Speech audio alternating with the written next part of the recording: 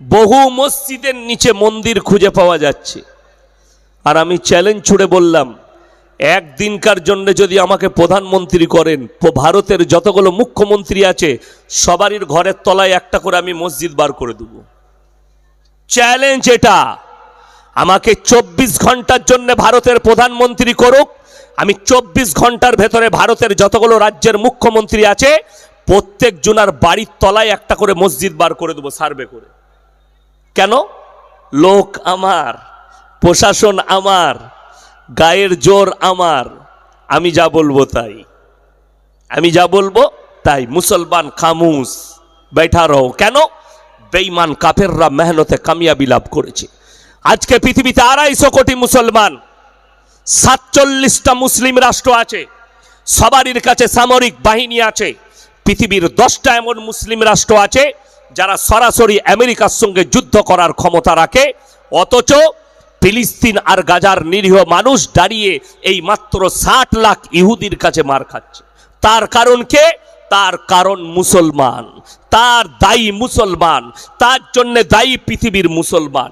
অনেকের মনে মনে হবে মুসলমানরা কেন দায়ী হবে? 100 বার আমি প্রুফ দিচ্ছি। কিয়ামত আপনারা মনে করছেন দূরে, একদম নয়, ভুল হচ্ছে। কিয়ামত আপনার দোরগোড়ায় পৌঁছে গেছে। তার দলিল 2 সপ্তাহ আগে রিয়াদের কনসার্ট হয়েছে, রিয়াদে, আরবের রিয়াদে। সালমান প্রিন্স আর সব লম্বা জামার মাথায় রুমাল দিয়ে বেল্ট লাগিয়ে মুখে দাড়ি রেখে বসে থেকেছে, আর তাদের বউরা সাথে থেকেছে, মেয়েগুলো। আর সেখানে পৃথিবীর একটা ন্যাংটো ড্যান্সার যার নাম হচ্ছে জেনিফার লোপেজ, কয়েক কোটি টাকা নিয়েছে, 50 থেকে 60 কোটি। সে যখন স্টেজে ড্যান্স করেছে, পেছনে স্ক্যানার লাগানো আছে, স্ক্যানারটা হচ্ছে কাবা ঘর, আর ওই কাবা ঘরে তার ন্যাংটো ছবিটা উঠছে, আর আরবের বাদশারা হাততালি মারছে। আল্লাহর কসম করে বলে যাচ্ছি, এদের ধ্বংস খুব তাড়াতাড়ি লেখা আছে। যারা মনে করছেন আরবের বাদশা সালমান প্রিন্স, আজিজ তার বাপ, এরা আরবিয়ান, এরা কেউ আরবিয়ান নয়। অন্য দেশ থেকে এসে রাজ কায়েম করেছে, রাজত্ব ধরেছে। অরিজিনাল যারা আরবিয়ান হবে, যারা মক্কা মদিনার বাসিন্দা হবে, রাসূলের হাদিস আছে, এরা কিয়ামত পর্যন্ত পদভ্রষ্ট হবে না। এই সালমান প্রিন্স একজন পদভ্রষ্ট। এটা যদি কোনো মৌলবি বলে যে না সে ইমানদার, জেনে রেখে দিবেন ওই মৌলবির কলার ধরে কিয়ামতের দিন আল্লাহ জাহান্নামে নিক্ষেপ করবে, যদি হক না বলতে পারে। আজকে আমাদের সমাজ কিয়ামতের আলামত শুনবেন। চাপড়া বাজারে যদি একটা 10 টাকা চুরি করে গরিবের ছেলে যে ভিক্ষা করে খায়, সে কোন ধর্মের জানি না, 10 টাকা চুরি করেছে, তাকে গাছে বেঁধে পিটায়, এই ছেলেটা চোর, চুরি করেছে। আর যারা কওমের লাখ লাখ হাজার হাজার টাকা চুরি করছে, তাকে স্টেজে ডেকে গলায় মালা পরিয়ে বলছেন এটা সমাজসেবী।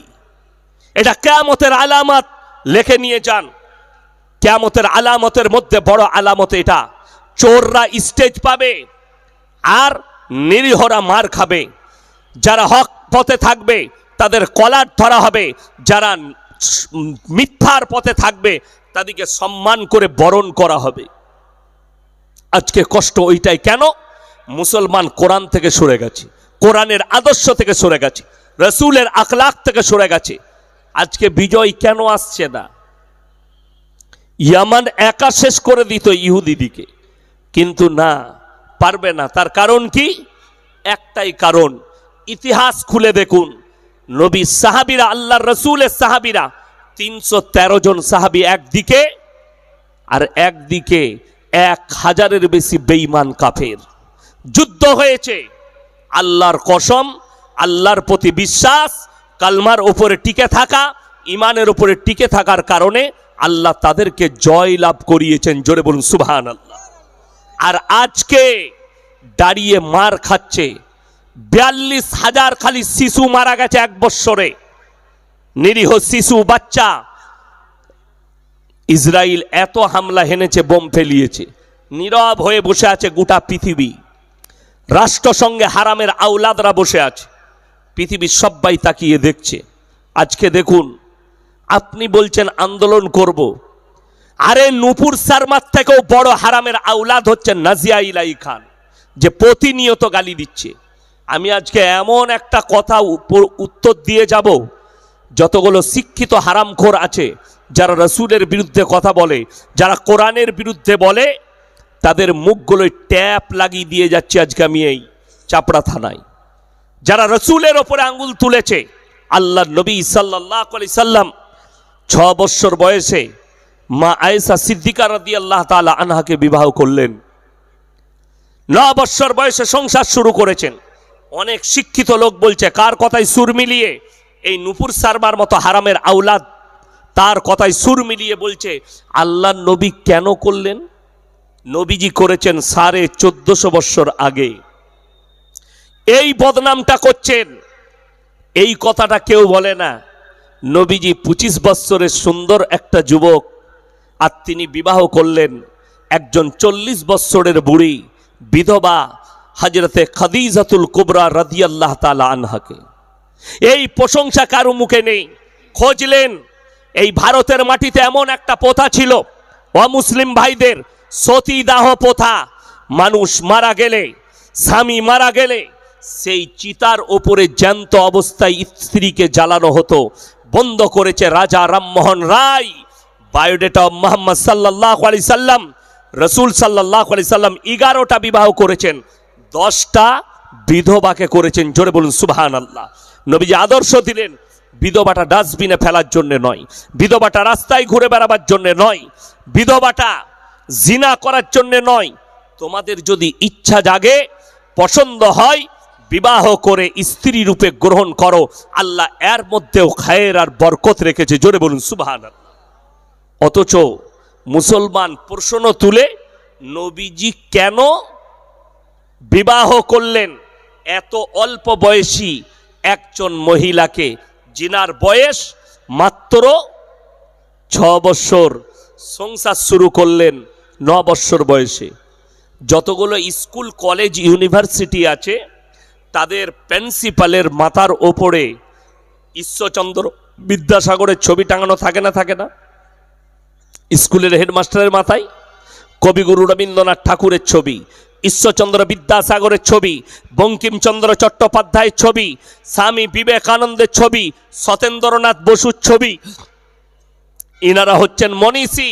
শোনো, তুমি নবীজিকে গালি দিয়েছো। নবীজি 6 বছর বয়সে মা আয়েশাকে বিবাহ করেছেন এবং 9 বছর বয়সে সংসার শুরু করেছেন। নাম্বার 1, ঈশ্বরচন্দ্র বিদ্যাসাগর ইতিহাস তুলে দেখলেন, যেদিনে বিবাহ করেছেন সেদিনে উনার স্ত্রীর বয়স ছিল মাত্র 7 বছর। 7 ইয়ার্স। কত বললাম? 7 বছর। যেদিনে বঙ্কিমচন্দ্র চট্টোপাধ্যায় যেদিনে বিবাহ করেছেন সেদিনে বয়স ছিল তিনার স্ত্রীর মাত্র 5 বছর। কবিগুরু রবীন্দ্রনাথ ঠাকুর যেদিনে বিবাহ করেছেন সেদিনে বয়স ছিল 11 বছর। সত্যেন্দ্রনাথ বসু যেদিনে বিবাহ করেছেন স্ত্রীর বয়স ছিল মাত্র 6 বছর। যত বদনাম কার? মুহাম্মাদের। যদি হিম্মত থাকে এদিকে একবার বলাৎকারী বলে দেখাও, আমাদের কোনো এতেরাজ নাই, আমাদের কোনো অভিযোগ নেই। বড় কষ্ট লাগে। আজকে ভারতবর্ষের দিকে তাকিয়ে দেখুন, গোটা সূক্ষ্মভাবে দাঁড়িয়ে আছে। কেউ একজন চাইছে, কেউ চাইছে যে এদের মধ্যে হিংসা বিদ্বেষ ভরে দাও, এদের মধ্যে কাটাকাটি শুরু হোক। তা না হলে, আমি তো বলেছি ভাই, আমাদের রাজ্যের হাইকোর্ট যেটা আছে ওটাকে সার্ভে করা দরকার, অতলা একটা মসজিদ বেরোবে। এটা আমার দাবি, আমার দাবি থাকতেই পারে। তো হাইকোর্টটা ভেঙে দাও, হাইকোর্টটা সার্ভে করতে দাও আমাদিকে, 10 দিনের জন্য কোর্ট বন্ধ করে দাও, তার তলায় মসজিদ আছে আমি প্রমাণ করিয়ে দেবো। যদি না বেরোয়নি অসুবিধা নাই, এরপর আবার হাইকোর্ট চালু করো। কষ্টের বিষয়, দুঃখের বিষয়। এর জন্য দায়ী খুদ মুসলমান। সবাই নিয়ত করুন তো আজ থেকে 5 ওয়াক্তের নামাজি হব। জোরে বলুন ইনশাল্লাহ। বলে হুজুর আমার বিয়ে হয়েছে, স্বামীর বয়স 45 বছর, আমার স্বামী অক্ষম। আমার স্বামী অক্ষম কিসের দিক দিয়ে? শারীরিক মিলনের ক্ষেত্রে। আমার স্বামী আমার কাছে থাকবে এবং আমি কি অন্য পুরুষের সঙ্গে নিজের শারীরিক চাহিদা মেটাতে পারি? আমি বললাম তোমার এত বড় আস্পর্ধা হলো কি করে? তুমি যদি কাছে থাকতে তোমার জবানটা টেনে আমি ছিঁড়ে দিতাম। আর সেই যুবককে বললাম, দ্বিতীয়বার আমাকে ফোন করার আগে ভাববে, তোমরা মৌলবীকে ফোন করে এগুলো হালাল করতে চাইছো জিনা করে?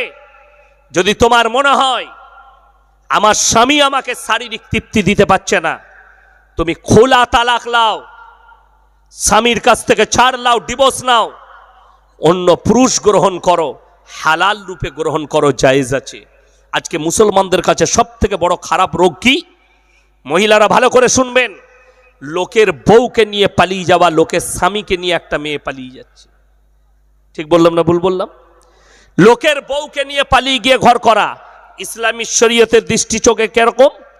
যতদিন থাকবে ততদিন জিনা করা হবে, হারাম। গোটা পৃথিবীর মৌলবি যদি এক কাছে হয়ে নিকাহ পড়ায়, আল্লাহর কসম নিকাহ হবে না, হারাম হবে। গোটা পৃথিবীর আগের স্বামী তালাক দেবে, ইদ্যত পালন করবে, তারপরে অন্য স্বামী গ্রহণ করবে, তার আগে নয়। যদি বলো আমার স্বামী অত্যাচার করে, আমাকে তালাক দিচ্ছে না, তা বলে তুমি পালিয়ে যেতে পারবে না।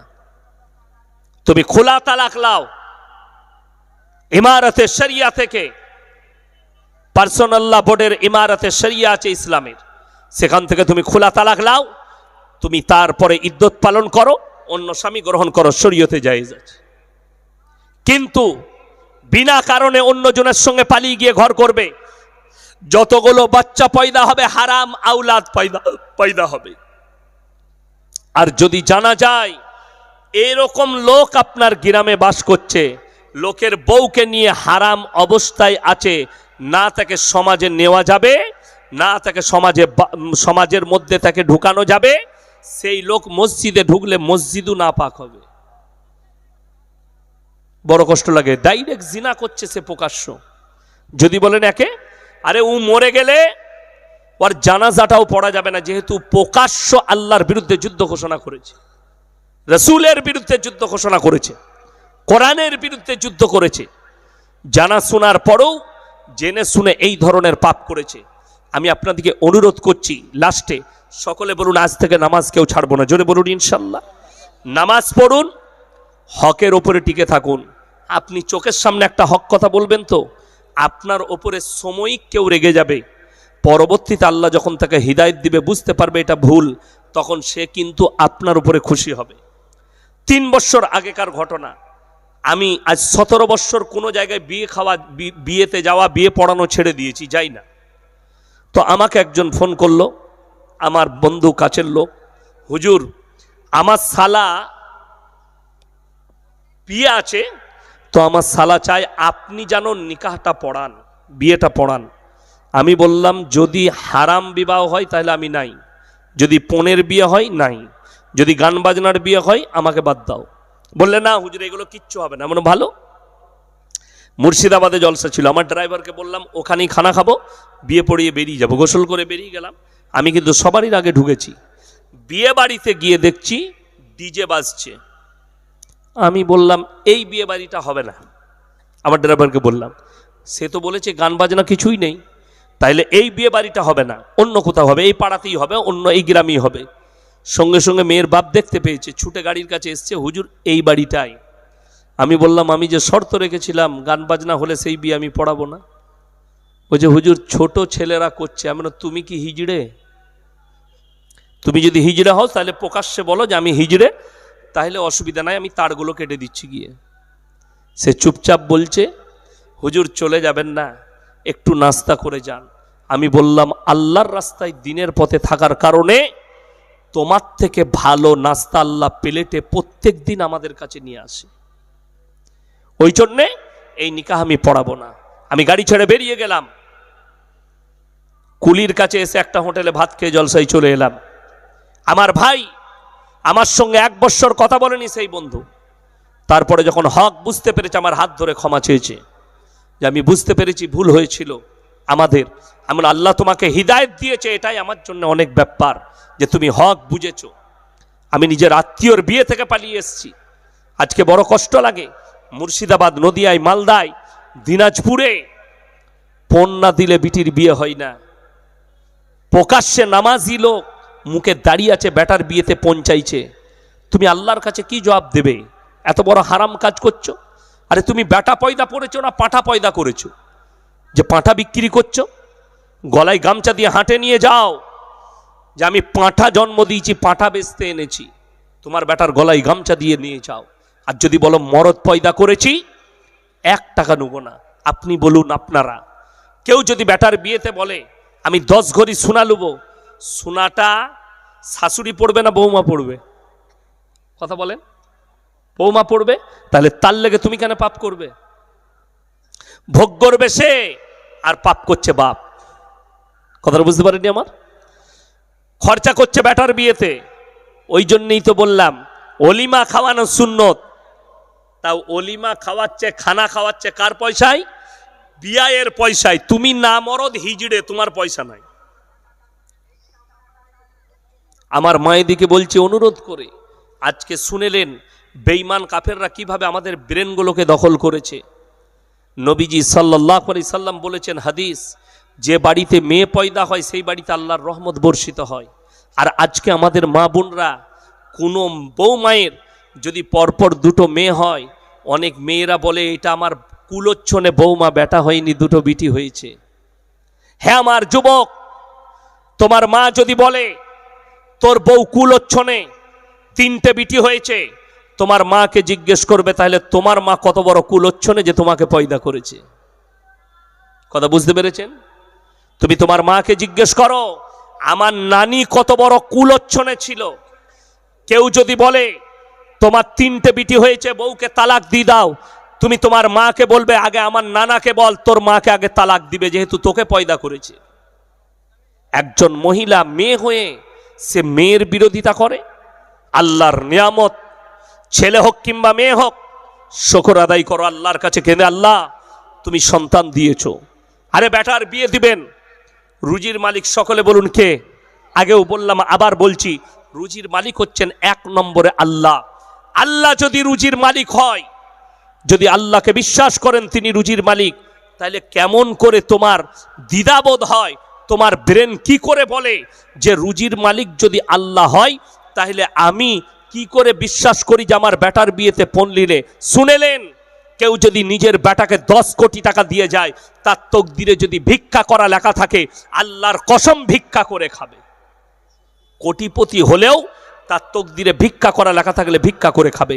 আর তুমি যদি 1 টাকা না দাও, বিনা পয়সায় বিয়ে দাও, তোমার সন্তানের কিছুই না থাকে, তার তকদিরে যদি কোটিপতি হওয়া লেখা থাকে, আল্লাহর কসম কেউ রুখতে পারবে না, সে কোটিপতি হবে।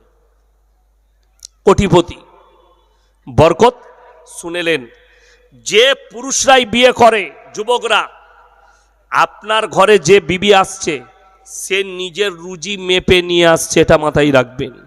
বাচ্চা পয়দা হলে নিজের রুজি মেপে নিয়ে আসছে। কোরআনটা শুনেলেন, যারা মনে করেন আমার 3টে মেয়ে হয়েছে কি করে মানুষ করব, বিয়ে দেবো, যারা মনে করছেন 3টে ছেলে কি করে মানুষ করব, কোরআনে আছে ওয়ালা তাকতুলু আওলাদাকুম খশিয়াতা ইমলাক নাহনু নারযুকুহুম ওয়া ইয়াকুম, তোমরা দরিদ্রতার ভয়ে তোমাদের আওলাদকে কতল করো না, পেটের সন্তানকে। আপনি ভেবে দেখুন, বর্তমান সময়ে বেঈমান কাফেররা অস্ত্র বার করেছে যে মুসলমান মেয়েদের ইজ্জতের হানি করো। কিভাবে? 100টা প্রেগনেন্ট মেয়ের মধ্যে 98টা সিজার করে বাচ্চা। ঠিক বললাম না ভুল বললাম? 98টা। ডাক্তারের পরামর্শ, আপনি যান কৃষ্ণনগরে, বর্ধমানে, কলকাতায়, বড় বড় ডাক্তাররা পরামর্শ দিচ্ছে, এই যুগটা মডেলিংয়ের যুগ, সায়েন্সের যুগ, আধুনিক যুগ। বাচ্চা সুরক্ষিত তাকে পেট ফেরে নিয়ে নি, পেট ফেরে তোলা হয়, মা সুস্থ থাকে। আপনাকে চ্যালেঞ্জ ছুড়ে বলছি, এই আমরা মানুষ, আমরা যদি আধুনিক যুগে আছি, এখনকার ছাগল গরুরা কোথায় আছে? পুরনো যুগে না আধুনিক যুগে? তারাও তো সায়েন্সের যুগে আছে। আচ্ছা শুনেছেন কোনো গরুর বাচ্চা হচ্ছে না, সিজার করতে হয়েছে? কোনো পাঁঠা ছাগলকে সিজার করতে হয়েছে? শুয়োরের 10টা করে ছানা হয়, সিজার করতে হয় না। একটা মেয়ে একটা বাচ্চা পয়দা করবে, বলছে সিজার করতে হবে। সেই ডাক্তারকে জিজ্ঞেস করুন, ধোঁকা ছাড়া আর কিছুই নয়। মুসলমান, তোমার ইমান নিয়ে খেলা হবে, কিয়ামতের পূর্বে মুসান্নাব ইবনে আবু শাইবার হাদিস। আপনারা কি মনে করছেন এত যুদ্ধ দেখছেন পৃথিবীতে, ইসলাম মিটে যাবে? ইসলামকে কেউ মিটিয়ে দিবে? আল্লাহর কসম করে বলছি, কিয়ামতের সকাল পর্যন্ত ইসলাম মিটবে না। এটা আল্লাহর ওয়াদা। ফালান তাজিদ আলি সুন্নাতিল্লাহি তাবদীলা। কিয়ামত পর্যন্ত আমার বিধানের একটা জের জবরকে মিটাবার ক্ষমতা পৃথিবীর কোনো শক্তির নেই। ইসলাম তো অনেক দূরের কথা। এরপর চলুন সামান্যভাবে বুঝিয়ে দিই। আপনারা মনে করেছেন মিডিল ইস্টে চিঙ্গারি লেগেছে, ওই চিঙ্গারিতে গোটা পৃথিবী জড়িয়ে যাবে, তৃতীয় বিশ্বযুদ্ধ হবে। রাসূলের হাদিস, খোরাসান থেকে এমন একটা দল বের হবে যোদ্ধা, তারাই হবে ইমাম মেহেদীর সৈন্য। যুদ্ধ করতে করতে তারা আল আকসায় গিয়ে ঝান্ডা গাড়বে, পৃথিবীতে ইসলাম প্রতিষ্ঠিত হবে। চলুন এরপরে পৃথিবীতে ইসলাম প্রতিষ্ঠিত হওয়ার পরে মুসান্নাব ইবনে আবু শাইবার হাদিস, রাসূল আকরাম সাল্লাল্লাহু আলাইহি সাল্লাম বললেন, হে আমার সাহাবীরা শোনো, পৃথিবীর মানুষকে শুনিয়ে দাও, কিয়ামতের পূর্বে মসজিদগুলো মুসল্লিতে ভরে যাবে। জোরে বলুন না সুবহানাল্লাহ। কিয়ামতের পূর্বে মসজিদগুলো মুসল্লিতে ভরে যাবে। নবীজি ইতস্ত বোধ করলেন। সাহাবীরা বললেন, ইয়া রাসূলুল্লাহ, আপনি ইতস্ত বোধ করলেন? নবীজি বললেন, শোনো, কিয়ামতের পূর্বে মসজিদগুলো তো ভরে যাবে মুসল্লিতে, কিন্তু তারা হবে সুদখোর মুসল্লি, তাদের মধ্যে ইমানদার আর খুঁজে পাওয়া যাবে না। মুসান্নাব ইবনে আবু শাইবার হাদিস। সাহাবীরা কাঁদলেন। আমার ভাই, প্রত্যেকটা ভাই নিয়ত করুন হালালের ওপরে চলবো। জোরে বলুন ইনশাল্লাহ। হারাম থেকে নিজেদিকে বাঁচাবো, হারাম কাজ থেকে নিজেদিকে সরিয়ে নিয়ে আসবো, হকের ওপরে টিকে থাকুন। ফ্যামিলিতে শুনেলেন, যারা 5 ওয়াক্তের নামাজি হবে মৃত্যুকাল পর্যন্ত তার কাছে রুজিতে আল্লাহ কমি দিবেন না। তোমার পরিবারকে বলো নামাজের জন্যে। তোমার ছেলে 7 বছর বয়স হলে নামাজের তাকিদ দেন, 8 বছর বয়স হলে নামাজের তাকিদ দেন। বালিগ হয়ে গেলে নামাজ না পড়লে তার উপরে বেত্যাঘাত করুন, তার উপরে মারুন, তাকে মারো। মা দিকে বলবো, তোমার মেয়ে 10 বছর বয়স হয়েছে, নামাজ পড়াও, তাকে নামাজি করে দাও, পর্দা করাও, বাড়ির মধ্যে কোরআনের তিলাওয়াত নিয়ে এসো। আল্লাহ তোমার রুজিতে বরকত দেবে, তোমার ইমানে বরকত দেবে। মরণের পরে কবরটা আসান হবে, কিয়ামতের ময়দান আসান হবে। কিয়ামতের ময়দানটা মারাত্মক কঠিন ময়দান হবে। কিয়ামতের ময়দানটা এত কঠিন হবে আপনি অনুভব করতে পারবেন না, এত মারাত্মক কঠিন হবে।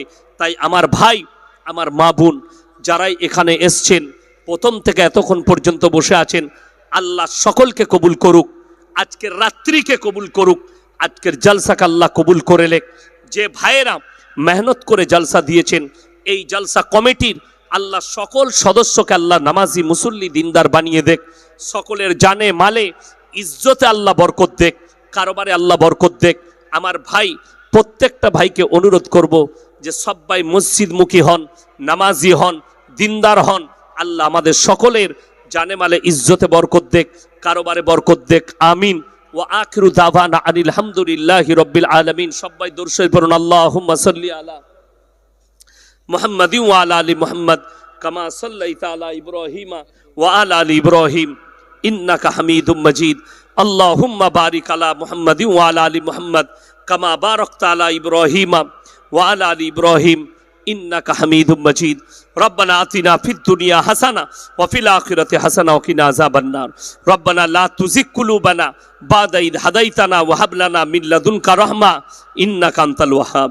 ربنا اغفر لنا ولإخواننا الذين سبقونا بالإيمان ولا تجعل في قلوبنا غلا للذين آمنوا ربنا إنك رؤوف رحيم.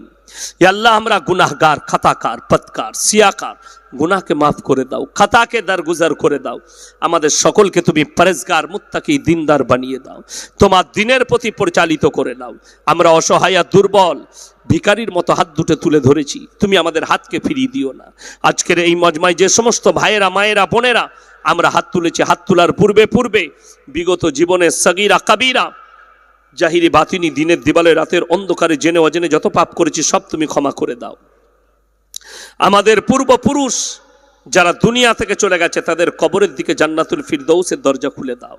আল্লাহ, আমরা যখন হাজরি দেব কালমার সঙ্গে যেন হাজরি দিতে পারি, কালমার সঙ্গে খতবা নসিব করো, কিয়ামতের ময়দানকে আসান করে দিও। তোমার রসুলের হাতে হাউজে কাউসার তুমি দান করো, তোমার রসুলের পাশে বসার তুমি তৌফিক দান করো। যেভাবে চললে তুমি রাজি খুশি হবে সেইভাবে পরিচালিত করে নাও। আমরা তো বড় দুর্বল, জানি না তুমি কাকে ভালোবাসো। কত উলামায়ে দ্বীন হাত তুলেছেন, কত মুরব্বী বাবাজি, কত নওজওয়ান, কত মাসুম, কত ইমাম সাহেব, কত মা বোন। আল্লাহ তুমি যাকে ভালোবাসো তার মুখের দিকে তাকিয়ে দোয়াকে কবুল করে নাও। যে ভাইয়েরা মেহনত করে জলসা দিয়েছে, আল্লাহ তুমি এই পুরো জলসা কমিটিকে দিনের জন্য কবুল করে নাও। আল্লাহ ইনাদের জানে মালে, ইজ্জতে, কারোবারে, ব্যবসা বাণিজ্য, রুজি রোজগারে বরকত দাও। আল্লাহ সমস্ত রকমের হারাম কাজ থেকে তুমি আমাদেরকে হিফাজত করো, হালালের দিকে তুমি নিয়ে যাও। আল্লাহ যত রকমের বুড়াই আছে হিফাজত করো, যত রকমের ভালাই আছে তুমি দান করো। যেভাবে চললে তুমি রাজি খুশি হবে সেইভাবে পরিচালিত করে নাও। ফিতনার ফিতনা থেকে, হাসিদিনের হাসাদ থেকে তুমি হিফাজত করো। আল্লাহ তুমি আমাদের এই টুটি ফুটি দোয়াকে হুজুর পাক সাল্লাল্লাহু আলাইহি ওয়াসাল্লামের সাদকে তুমি কবুল করে নাও। রব্বানা হাবলানা মিন আজওয়াজিনা ওয়া যুররিয়াতিনা কুররাতা আয়ুন ওয়াজআলনা লিল মুত্তাকিনা ইমামা। রব্বানা ওয়ালা তুহাম্মিলনা মা লা তাকাত লানা বিহি ওয়াফু আন্না ওয়াগফির লানা ওয়ারহামনা আনতা মাওলানা ফানসুরনা আলাল কওমিল কাফিরিন। ওয়া সাল্লাল্লাহু তাআলা আলা খায়রি খালকিহি মুহাম্মাদিন ওয়া আলিহি ওয়া আসহাবিহি আজমাইন বিরহমাতিকা ইয়া আরহামার রাহিমিন। আসসালামু